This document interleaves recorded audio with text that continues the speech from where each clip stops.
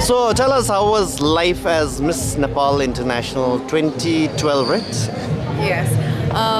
Life was quite the same, but yes, people knew me like as Miss Nepal, not as Miss Subeksha Kharka, but Miss Nepal International. So I got to know a lot of people, I got a lot of experience, so it was a great experience of my life. So let's go back to that moment when you won that crown. Was it more of disappointment or was it more of... No, it wasn't. It was like a dream come true because being crowned as Miss Nepal International itself was like I was being crowned as Miss Nepal because I got to represent Nepal as Miss Nepal. So yeah, it was a big thing. So tell us about your experience in the Miss International competition.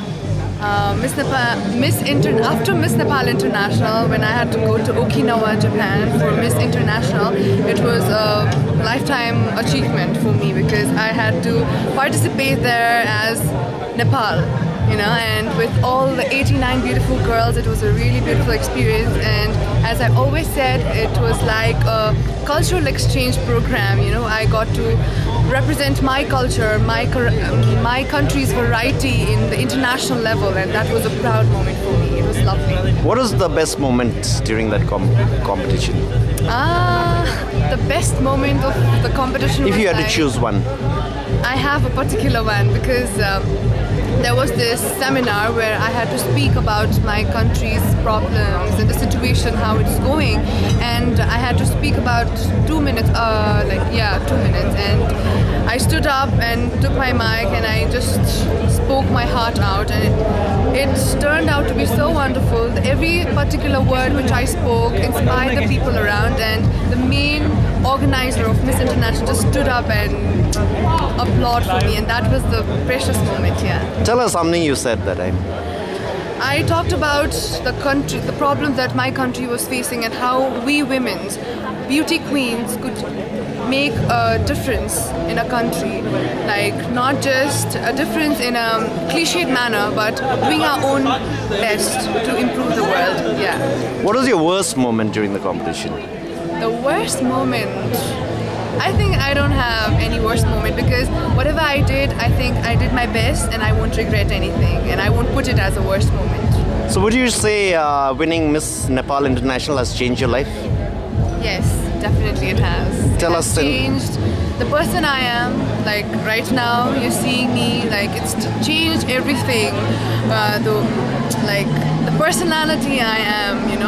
So yeah, I think the grooming sessions, everything was really beneficial, and every little thing I cherish it, and I will always cherish it till the end of my life. So what do you plan to do in the future now? Like, I'm studying bachelor's, BBA right now, so I'll be doing into banking as well.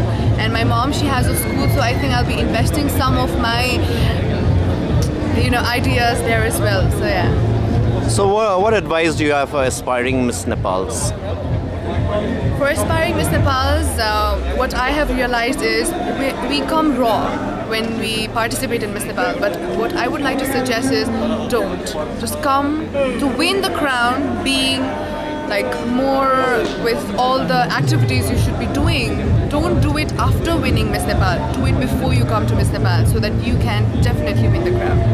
So how was your experience, your first experience with Fashion Week? Fashion Week, I'm not a ramp walker, But you looked very comfortable on it. Thank you so much. But yeah, it was my second experience before I did it in Trendsetters. It was for Miss International itself, a practice session kind of. And this is like, I really wanted to do it as a model, So why not?